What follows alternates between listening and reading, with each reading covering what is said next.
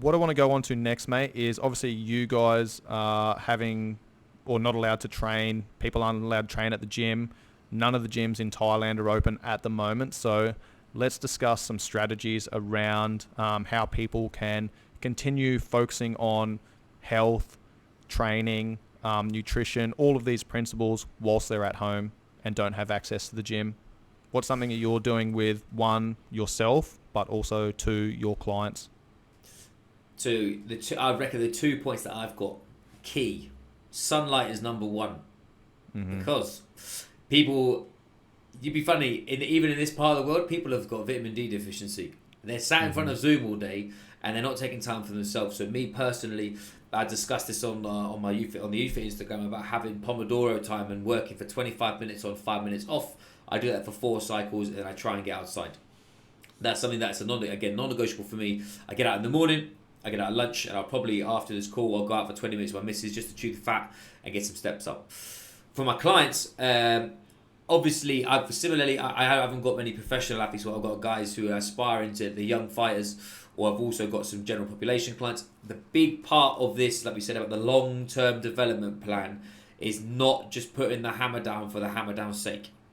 I use intensities of days for certain things, because I think that is something for a weekly periodization, for a monthly periodization, for a yearly periodization, whatever, is understanding that the body's an adaptive organism and exercise is a stimulus. I'm not in the game of making exercise fun.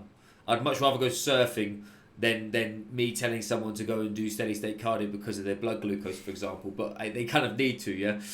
But yeah. I undulate, so I use Mondays is usually a medium day, Tuesdays a heavier day, Wednesdays a really light day, so still move, but don't do anything strenuous, and I repeat that process for Thursday, Friday, Saturday.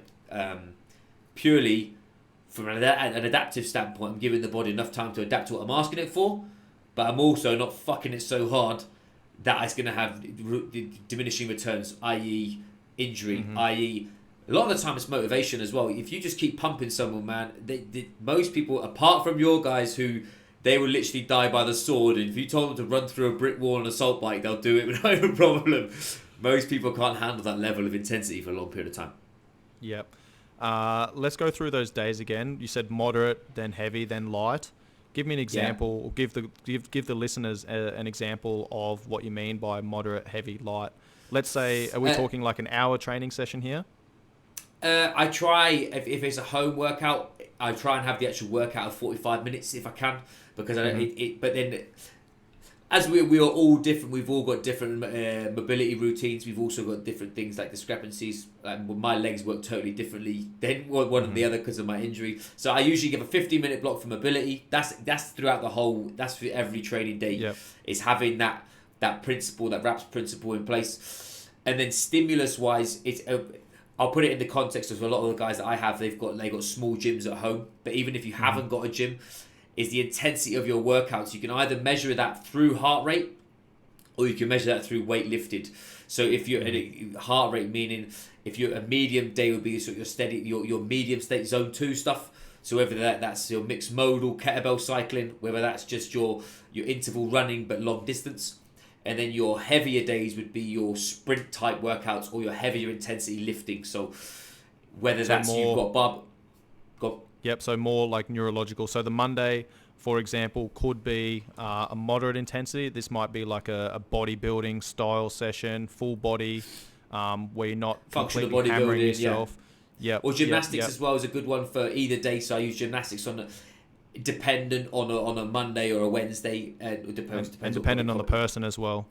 Of course. Depending on the person. So levels of gymnastics, Yeah, because you could give me like gymnastics for a light day. Whereas that might be a heavy day for you're doing someone else. handstand ring push-ups, mate. You can fuck off. Yeah, but just to give some examples for the listeners. So Monday might be more of like a moderate session. So more of like do your mobility work, then go into maybe 2 exercises for the legs. It might be, a moderate weight, time under tension. Might be, let's say, front squats. And then we might superset that with a lying leg curl or something like that for the hamstrings. What I've got running at the moment. So I've had a COVID group for 18 months. here, and the boys, all they've got is a TRX, kettlebells, and bodyweight. And most of them, they're not athletes. These are just dads who just they want to get out of the house. So a good structure to a session that I've done is a mobility. So it's always core orientated. It's always hip mobility and shoulder mobility. However you cut cake with that, whether you're using bands or whether you're using actual like myofascial release or whatever. And then your first superset, I do a functional bodybuilding superset. So I'll do an upper and a lower, whether you've got a kettlebell front rack lunge, or you've got a step up, or you've got a goblet squat if it's something simple, into a press or a pull upper body. Always time and attention, purely because most of them don't want to be having like a set of 2 kilo incremental kettlebells and they can't keep progressing. So we use time. Yep. And then, so you'll go from that A series down to your B series. Could be some accessory work, but make that a little bit conditioning based. So a 10-minute as many rounds as possible of single arm overhead lunge into a push up into a TRX row. And then either something at the end, either a little bit of conditioning or core. That's my sort of basic medium stimulus type workout. And then on a Tuesday, when we're going for more the sort of the development stuff, I've currently got guys doing more power-based sprinting work because we're allowed outside. So they're doing more either a kettlebell swing into a sprint, or if they're athletes, I'm just doing sprinting or hill sprints. But if they want a bit more variation, I use a kettlebell swing, a kettlebell snatch, a kettlebell clean into a sprint or stair work, or stuff that's going to take like a 1 Sprints, to 3 jumps, work throws. rest. Yeah, so it's something that's you're going to rest a lot but work really hard. Yeah. That's where your Tuesday or your Friday will be. And then your Wednesday could be just a gymnastics day, or could be a really light bike ride or run or swim, or even, mate, if you want to get into yoga, I prefer doing gymnastics because it makes me feel like I'm doing something more. But even though my sister's a yoga teacher, but that's probably because I work better with someone doing it with me. So I used to actually Zoom my sister when she was in lockdown, and she used to take me through a yoga route just because it's something alien to me, but something that's going to get blood flow, that's going to keep you moving, and keep you stimulated in some respects. Is also keep you just sat on your bum doesn't do any justice. Yeah, and to your body. that's providing recovery. That's aiding recovery. Yeah. Which is going to set you up for the next day. Yeah, I love that, man. Do you know who Martin Rooney is? Yeah. So Martin Rooney started training for Warriors, and I did his level 1, level 2 course many years ago. And I loved his structure, and I loved the way that he put things, and I loved his templates. And something that he said when he was talking about the hurricane sessions, which were the conditioning sessions, was the analogy that he used was something along the lines of this. If people think about a hurricane running through your city and fucking, a level 5, a category 5 hurricane is going to cause a fuckload of damage.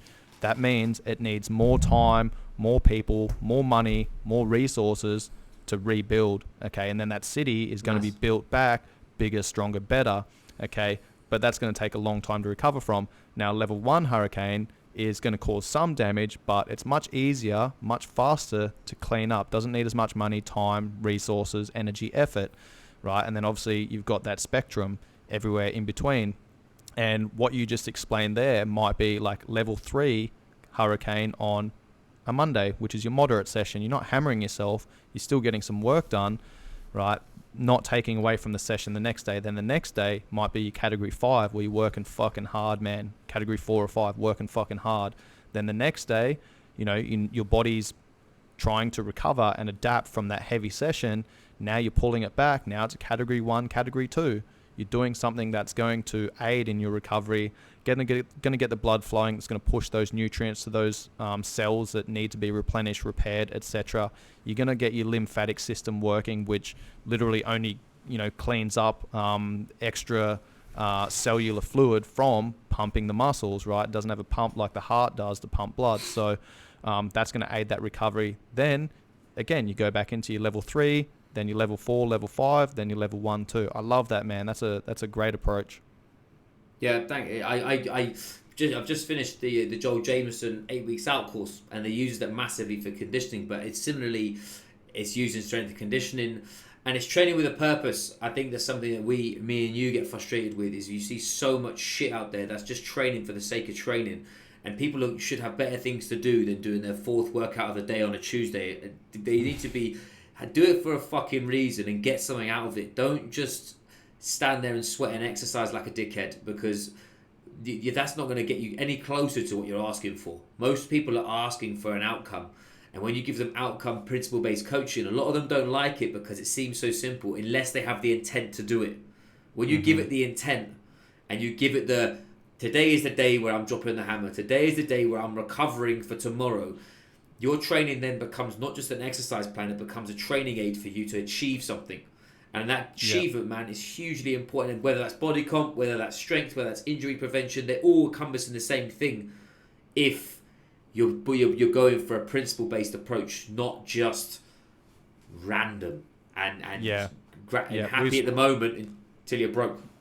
We've spoken about this before, mate. That's the difference between training and exercising. Exercise is, what can I do right now to get my heart rate up, break a sweat, feel like I fucking worked, right? Training is looking at the overall picture and going, what can I do now that's going to, push me towards my goal, but also allow me to, undulate my training throughout the week. And everything is adding up. Everything's complementing each other, so, that idea of doing a hard session, then a light session. I love that, man. That's something that I've been doing a lot myself over the last couple of years. And, very similar template to what you spoke about earlier.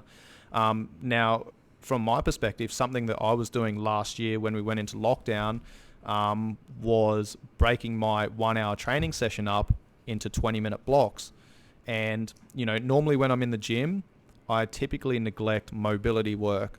So I'll do enough mobility to get my body prepared for the session that's just about to come up. But, out of all of the different aspects of strength and conditioning, that's probably the thing that I neglect the most, because I love lifting heavy. I love sprinting. I love jumping. I love throwing. I love fucking Olympic lifting. I love playing around on the rings. I love all that shit. And that's the hard training sessions, right? And, that mentality that I've had for many, many years, 20 years of my life I've been training.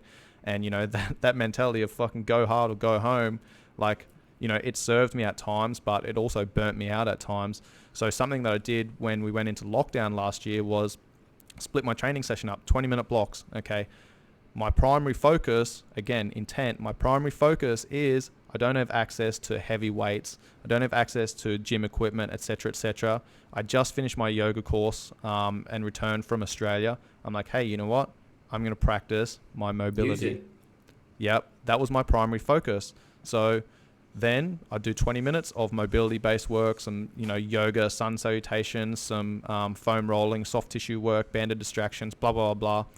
Then I'd knock out a couple of hours of work, record a podcast or whatever, edit it up, upload, go through that process, and then around about 11 o'clock, 11:30, I'm like, all right, now it's a Monday. My focus is on strength. So I'll do, strength and stability Monday, Wednesday, Friday, and then I'll do some conditioning Tuesday, Thursday, Saturday. So then my next 20-minute block, Monday, Wednesday, Friday, cool, I'm focused on strength. I've only got a kettlebell. I've only got a TRX. I've only got body weight. I've only got bands. I'm going to focus on time under tension. I'm going to focus on full range of movement. I'm going to focus on generating as much tension as I can, blah, blah, blah, blah. Full body workout, and then later on that day on a Monday, now conditioning might be my third goal. Mobility is my first goal. Strength is my second goal for Monday. Conditioning is going to be my third goal for Monday. So then I go for a little jog, right? Little jog. I've got a little complex here. Just run around the complex, man. 20 minutes, light jog, low intensity, steady state, right? Now, the great thing about this is if I just did my mobility that day and I didn't do my strength work because I got into a flow state, recording a podcast, editing, blah, blah, blah, blah, and I didn't do my strength, didn't do my conditioning, I've done my number one priority, which is my mobility. Yeah, then the next day, you know what, cool, I didn't do those things. I'm still going to do my mobility, first 20-minute block, my second 20-minute block. Now I'm going to hammer my conditioning, right? I'm going to do some sprint-based work. Sweet. Now, later on, I know that I've done a very heavy neurological training session. Maybe in the afternoon, it's going to be more mind-muscle connection where I'm focusing on, building the pecs, building the delts, pumping the arms with a set of bands or whatever. Then the next day again, mobility, number 1, strength, number 2, low intensity, steady state aerobic conditioning, number 3. And that way, when I didn't have the time to do it, or I chose not to do it because I was in a flow state or studying, I was doing other things, then neglecting the second and third training session, I was okay with that. knowing that I'd done the number one priority. It's important, man. I mean, something that that would be my biggest advice in my training, similarly to you. I'm a speed and power guy, man. I like lifting heavy shit and I like running fast. Or I like just getting into it. But the realism of bodies getting older, we're sat in a desk a bit more often, and that I'm not a rugby player anymore. I think like if you put yourself in the military, man, it's similarly like you talk about training 3 times a day. That's standard because you're a kid, man. You can eat a jam sandwich and eat nothing, and you're still gonna be fit as fuck. Where now our bodies take way more to get in the game. They take way more preservation, looking after, and having a non-negotiable. So like me, I do the world's greatest stretch every day. It's like a hip mobility flow from Kelly Starrett. I do that because I got really tight hips because of the way my hips move. That's my win. But the vision for me is to be able to get more in the sessions as much as possible in between sets of doing heavy stuff, because looking after you're in this for the long haul, man. And if you just think you can keep pushing the gas pedal, you're not going to get anywhere. And it's something that as I said, I have to Zoom my sister to get it done with me, because I've never. Now you've learned it, you can put that into your practice, and I'll probably steal it off you, because it's something that is prevalent, especially for the guys who are listening to this, who are stuck at home on Zoom. Doing that 20-minute block first thing in the morning is going to clear your head. It's going to get your body mobilized and get you ready for the day, rather than you sat there scrolling on your fucking phone doing shit that you don't need to do at 7 a.m. Do something that's going to be advantageous for you, rather than picking up an email at 6:30, because unless you look after yourself, you're looking after nobody. And then suddenly you're in the game, and that is going to definitely work a lot for the listeners as well as for us too as well. Yeah, absolutely, man. And just to piggyback off the end of that, that was literally like, I maintained my structure, man. People like, how are you dealing with lockdown? And I was like, I'm dealing with lockdown fine. I was like, my day is the same. Like, the only difference is I don't have to leave home to, go to the gym, work and train my clients, because I'm so structured that I literally just, I sat down and I wrote down my values, man. And I'd have it in one of my notepads here, but the number one value was health and immune system. And that was the number one heading. And then that was like, meditation, physical exercise, sunlight, reading, blah, blah, blah, blah, all these things. And the next thing was personal growth. And that was study, podcasts, research, blah, blah, blah, blah. And then the last thing was, financial or social, I think. Financial, social, somewhere there. And it was like, off that was like, call 3 people a week. Don't spend more than you need, da da da. And I was like, had these 3 main headings, and like that literally, again, tying back into the value systems, understanding what your values are, having those main headings, and then having subheadings off them. Dude, once you understand that, you can fucking look at that chart and go, all right, these are my number one priorities. Where can I slot them into my schedule? Right, these are my number 2 priorities. Where can I slot them into my schedule? These are my number 3 priorities. Where can I slot them into my schedule? And the cool thing about doing that is, in my opinion, you can then start allocating time and energy at different times of the day to those different things. So as an example, I know that I've got most of my energy first thing in the morning. So if, health and immune system is the number one priority, guess what I'm doing when I get up first thing in the morning? I'm fucking moving. Yeah. I'm eating good food. I'm hydrating. I'm getting some sunshine. I'm doing some meditation. I'm having a coffee. I'm having a stretch, right? Then the second priority was personal growth, right? Podcast, record a podcast, edit a podcast, research for a podcast, read, Thai study, anatomy and physiology course, blah, blah, blah, blah. All right, cool. Now I'm slotting that in throughout the day. That's my next most important priority. So now I can pop that in.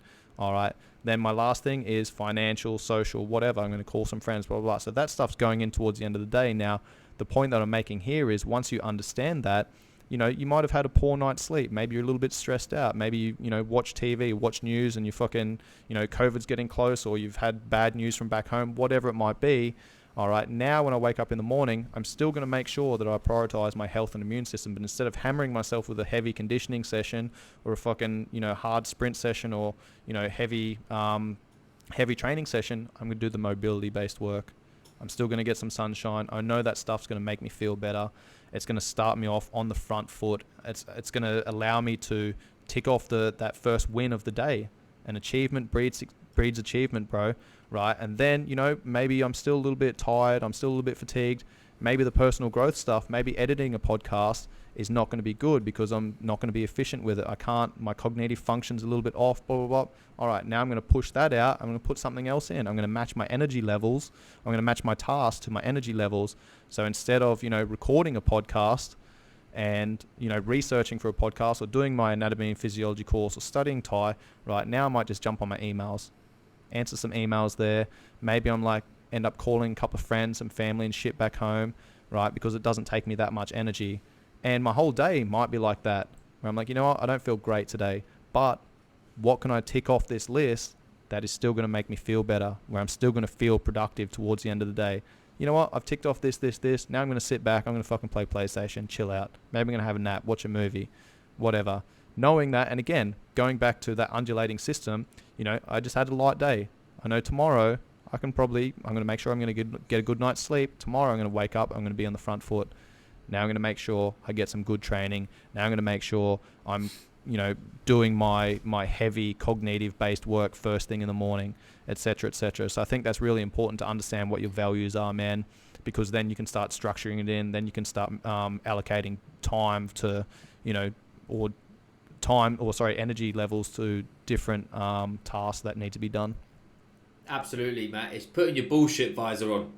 Is there anything that's not in your value system is telling it to fuck off? And I think that's putting it lame. That's literally it. It's like the key to everything you just said is taking 10 minutes to write it down. Yeah. And 10 minutes to know what's coming out of your head and what's important to you, and putting that into your calendar. Something that I learned, I learned this through a mentor of mine, is literally spending 15 minutes with a piece of paper writing down your day. And you can see trends in your day, and you can match energy levels, you can match times in which you get work done, you can match times in which you don't want to get work done, and then putting that in your calendar and having it as your non-negotiable. Like one for me, I wake up first thing in the morning, I read. I'm fluent dyslexic, I'm proper dyslexic. But I do it every day. Is that a term? Fluent dyslexic? It's definitely Foden and Towel 2021, boss. But meaning it takes me so fucking long to read. But I do it every morning because I know I've got no one annoying me. I don't go on my phone until 7, and I know that I've got time to do it. But then the other values in my life that I have, they have a specific color-coded place in my diary that does not get touched. Because I know that if I get this done, at the end of the day, I'm going to feel fulfilled. I'm going to have all my ducks in order, and I'm going to be progressing forward. If you're going into chaos, not knowing either your day or knowing what you value in the respect of your days, that's when you struggle. And I think that's something that you have down to a T. And whether that's because of the military, and I think it's not. I think it's also because of the way that the hardships that you've had. It's massively important that just if there's anything out of this an hour and however long we've talked for, is get a fucking pen and literally write down one note about your day for each day that you have as a not you have to do, and then fill your days around it. Because I'm telling you, man, like you said, the minute you get a win, you get 2, you get 3, you get 4, and suddenly you go to bed playing, like you said, watching a movie, and you don't care. When you've missed the day and you've missed out what's important to you, that's what pisses you off, and everything goes downward. It's a downward spiral of bullshit because you've lost the day. It's important. Mate, that is a fucking great place to start winding up the episode. And something you said there is you've won the day. And if you can stack more winning days together than you stack losing days together, you've now won the week. And if you can do that over the course of the month, you've now won the month. You can do that over the course of the years, now you've fucking won the years, man. And that's it. It's about doing the right thing. It's about, yeah, exactly, bro. It's about stacking those wins, man. Yeah, that's amazing, bro. Yeah, man. Anything you want to finish with, brother? Nah, just thanks for listening to us two talk shop for the last however long. It's always a pleasure, man. I love seeing you. It's good crack.